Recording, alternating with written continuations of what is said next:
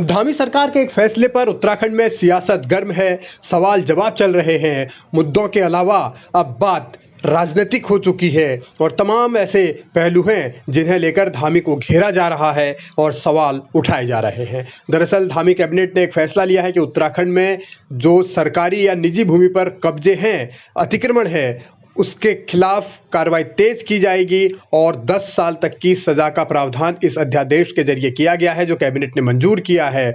और सरकार के इसी फैसले को लेकर अब विपक्ष के निशाने पर मुख्यमंत्री धामी की कैबिनेट का ये फैसला है और जिसे सवाल के जरिए सरकार की नीति में खोट बताया जा रहा है।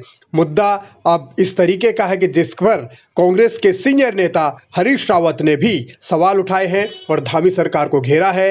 हरीश रावत ने इस मुद्दे पर पुष्कर सिंह धामी से कुछ सवाल भी पूछ लिए हैं और उन सवालों के जरिए ये तक कह दिया है कि सरकार ने ये फैसला जो सरकारी ज़मीनों पर अवैध कब्जे को लेकर लिया गया है या सरकारी और निजी भूमि पर अवैध कब्जे को लेकर जो अध्यादेश है वो बिना सोचे समझे लिया गया है। इस निर्णय को सोच समझकर लिया जाना चाहिए था। यानी धामी सरकार पर जो आरोप है वो यही है कि सरकार ने क्या जल्दबाजी में ये ज़मीन पर अतिक्रमण से जुड़ा फैसला लिया है।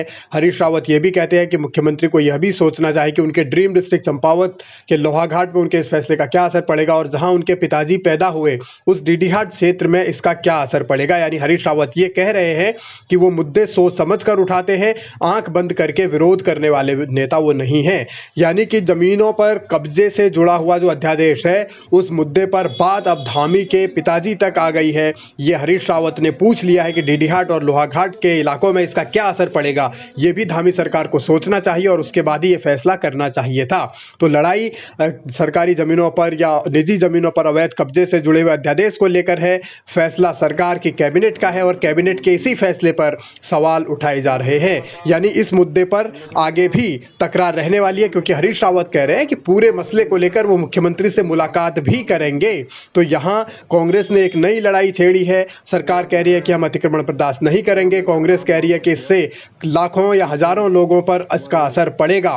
तो किस तरीके से अब इस मुद्दे को सुलझाया जाएगा, सरकार का फैसला क्या वास्तव में जल्दबाजी में लिया गया है या फिर कांग्रेस इसे राजनीतिक चश्मे से देख रही है, ये भी पहलू है। बहरहाल मुद्दा गंभीर है, फैसला सरकार ने लिया है। अब आगे की लड़ाई किस तरीके से लड़ी जाएगी, कांग्रेस इस मुद्दे पर किस तरीके से अपनी बात पर कायम रहेगी और कैसे सरकार पर दबाव बनाएगी, इसको लेकर भी दिलचस्पी है। लेकिन धामी सरकार ने ये ज़रूर कहा है कि अतिक्रमण का मुद्दा हो, धर्मांतरण का मुद्दा हो या जो दूसरे इश्यूज़ हैं, लब जिहाद का मुद्दा हो, उस पर जो कानून बनाए गए हैं उनके हिसाब से ही कार्रवाई होगी।